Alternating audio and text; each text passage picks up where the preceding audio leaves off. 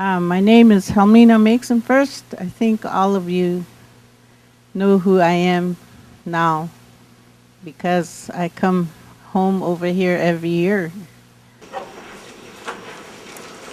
Incarceration isn't always about prison. Indeed, it probably is more prevalent in the community than it is in the institutions, because it's self-imposed. The question then becomes, how can we self-will ourselves to freedom,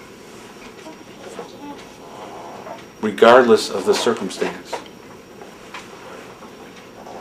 What have we drawn upon as a strength in the past when challenging events and difficult times seem to be overwhelming? And that strength that we could share today in this room, in this circle, will be taken by everybody. On your way, no one knows. On your way, no one. I have a piece here that I would like to use. If anybody ever seen pictures of the Greenville Treaty, that was the first one between the United States and the Iroquois Nation. This is the actual pipe that was there. This pipe is going to be returned to the Seneca Nation to be put in a museum. This is part of the Corn Planter family. Being that I am, the last generation, even though I have children, our blood runs matriarchal. So this will be returned because my wife is non-native. So for blood to carry it on, it has to be through the matriarchal people. So, blood is carried through the mothers. So I'd like to use this. And when this is passed, the person that holds it has the floor at all times. Thank you very, very much.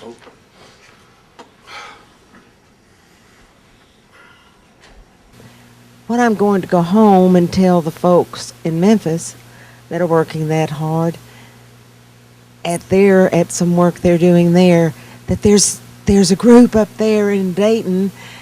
Take heart, take heart. And I thank you for sharing this occasion with me and the honor of being asked to share poetry with you tomorrow. Peace and joy to all families. All I could think of was the imprisonment that I put myself in because of child molestation and being raped twice as a teen.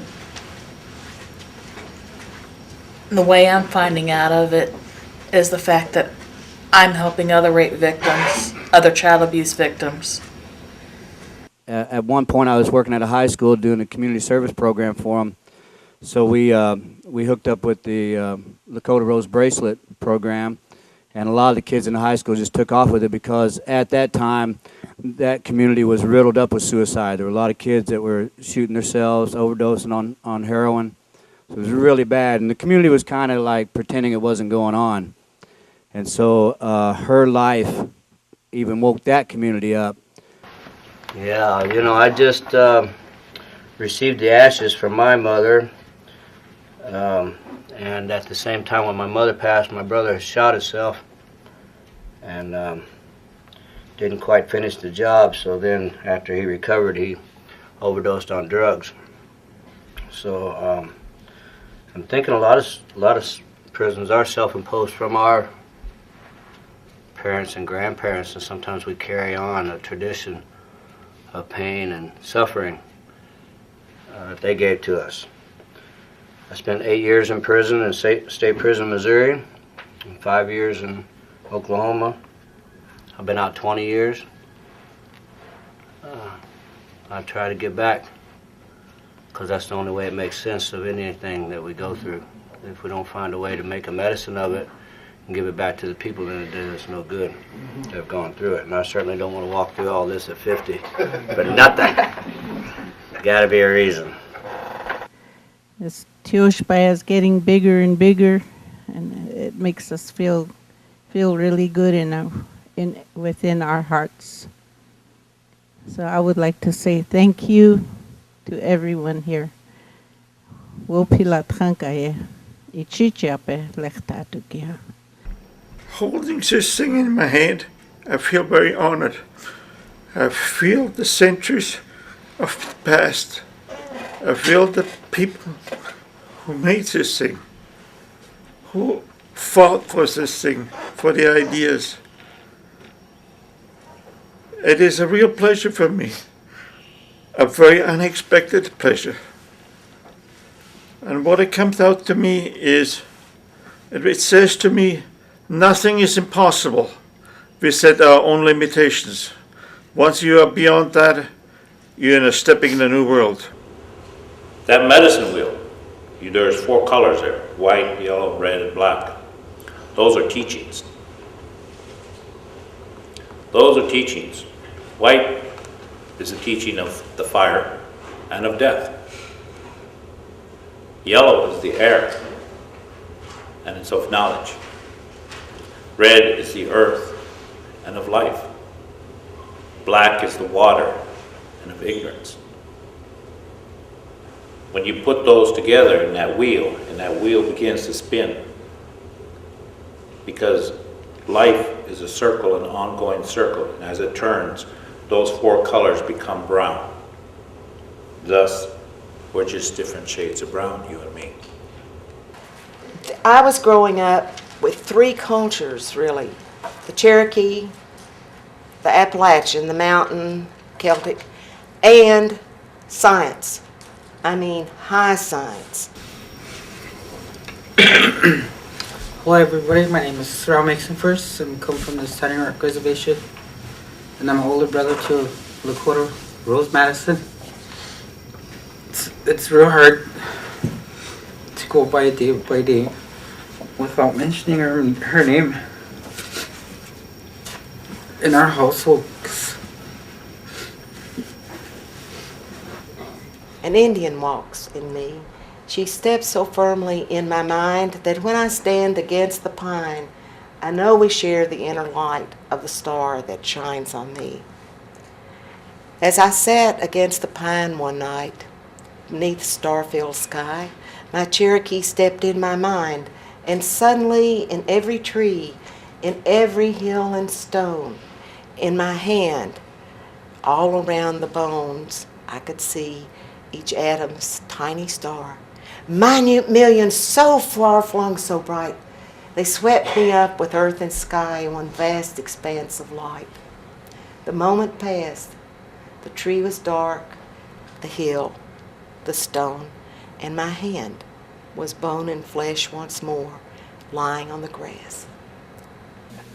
He danced with Manny Two Feathers for a number of years, and his last 4-year commitment he did for Lakota Rose and the children of Standing Rock. And he sacrificed heavily for that. He carried a buffalo skull on his back for 4 years for Lakota.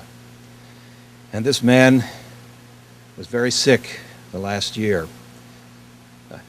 And we asked him to go to South Dakota with us, and he went, as sick as he was. He never took the opportunity to say, I'm too tired, I'm too sick, I have to go. This is what the Spirit demands. When we were out one time, Manny Two Feathers was there too. He was another one like Dan. He was sick too, but he went because he was called to go. And when we were out at Standing Rock, it's a funny story. Manny had to set up something because there was a quilt to be given to somebody. And that quilt, Manny had to drag out this big tennis, I think a table tennis top or something, because we had to put the quilt on the top, and Manny struggled to get that quilt up. Well, guess whose quilt it was? It was Manny's. And we have that quilt. And we felt it was important because of all the sacrifices that Dan has made, that Manny has made, that this quilt be passed down to Dan. And we want to honor him.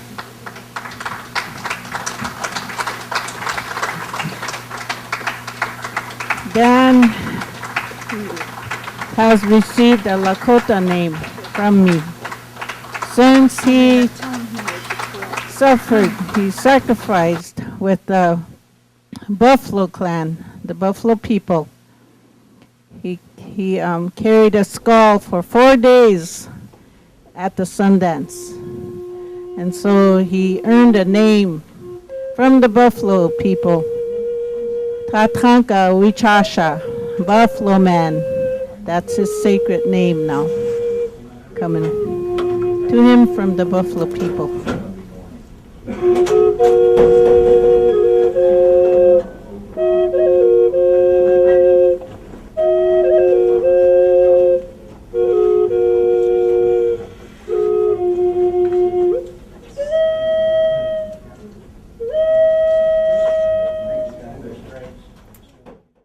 The other thing that's significant and different about this building is the location of this fireplace.